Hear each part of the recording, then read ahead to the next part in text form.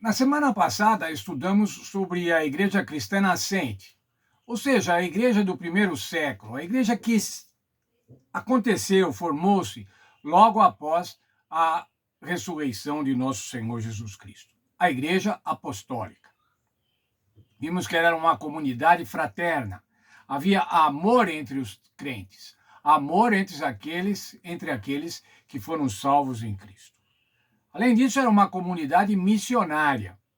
E a perseguição que houve nos primeiros momentos da igreja, uma perseguição basicamente feita por judeus, essa perseguição fez com que eles fugissem, se dispersassem, e ao se dispersarem, propagavam a palavra de Deus em outros lugares, propagavam o evangelho. Vimos também como o Senhor Jesus advertiu sobre a queda de Jerusalém. Advertiu aos crentes para que fugissem quando vissem a abominável desolação, ou seja, quando vissem os exércitos romanos chegarem. Nessa semana, nós vamos ver o envolvimento da Igreja Apostólica e pós-apostólica no grande conflito entre o bem e o mal.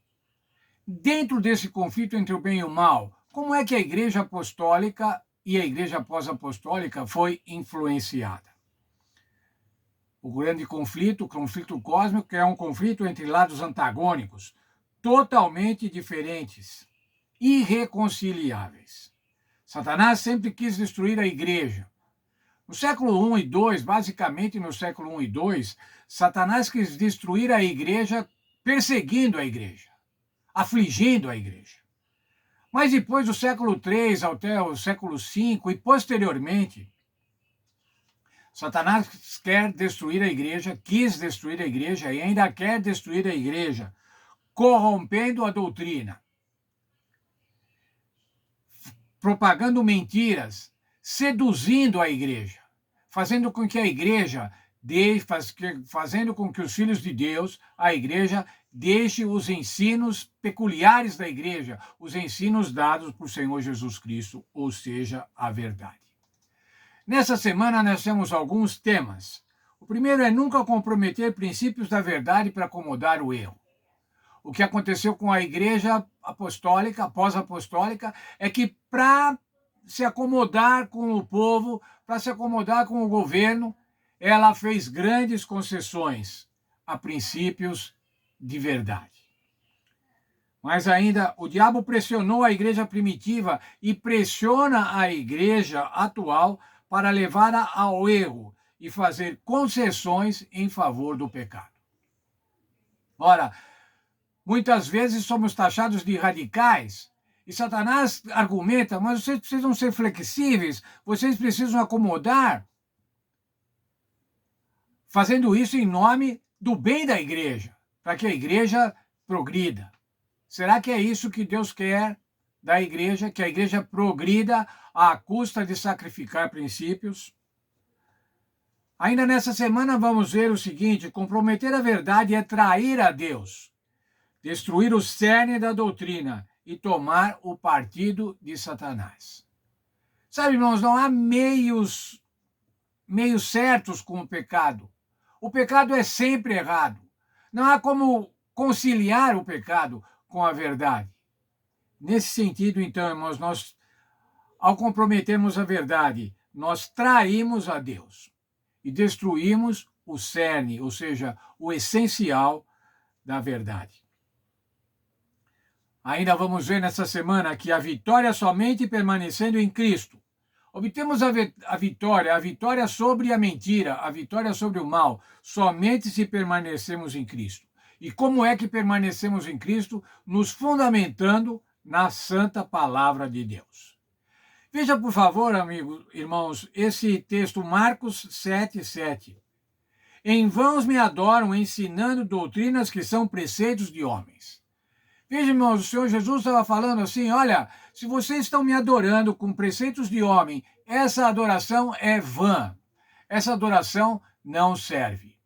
E o que Satanás coloca é isso: vamos acomodar as coisas, vamos ajustar as doutrinas bíblicas, para que possamos, então, abranger um maior número de pessoas. Em vão me adoram. A nossa adoração tem que ser em espírito e em verdade. Dessa forma, podemos adorar a Deus. O verso áureo da nossa lição, irmãos, é também um conselho do Senhor Jesus. João 12, 23. Jesus respondeu: ainda por pouco a luz está com vocês. Andem enquanto vocês têm a luz, para que não sejam surpreendidos pelas trevas. E quem anda nas trevas não sabe para onde vai. Ora, se nós estivermos seguindo preceitos de homens, nós vamos estar andando nas trevas. Por quê, irmãos? Porque lá, Salmo 119, verso 5, diz assim: lâmpada para os meus pés é a tua palavra, ela é a luz para o meu caminho. O que é que pode iluminar a nossa vida, irmãos? Pode iluminar o nosso caminho, o caminho da nossa vida. A única coisa que pode iluminar o caminho da nossa vida é a palavra de Deus. Quero ler com vocês um texto da nossa lição. Como a igreja permaneceu fiel nessa conjuntura de mentira, como a igreja permaneceu fiel a Deus. O erro inundou a igreja à medida que os líderes misturavam as verdades das Escrituras com os costumes populares. O quarto e o quinto séculos foram uma época de concessões, quando prelados da igreja misturaram práticas pagãs com os ensinamentos bíblicos. Era esse o contexto. Estava tudo misturado, estava tudo atrapalhado, a verdade estava atrapalhada. No entanto, nos momentos mais difíceis, Deus esteve com seu povo. Eles encontraram Jesus, o caminho, a verdade e a vida. E pelo poder do Espírito Santo, ficaram firmes diante da pressão esmagadora para renunciar às suas convicções. Eles foram leais à vontade de Deus e defenderam com bravura a verdade da sua palavra. O que é que Satanás propõe hoje, irmãos? Se não a mesma coisa. Acomode a igreja, acomode a doutrina. Não, essa doutrina não serve mais, essa doutrina era lá para os tempos de Jesus. Ou essa doutrina, essa lei, essa legislação era lá para o tempo de Moisés. Seja flexível.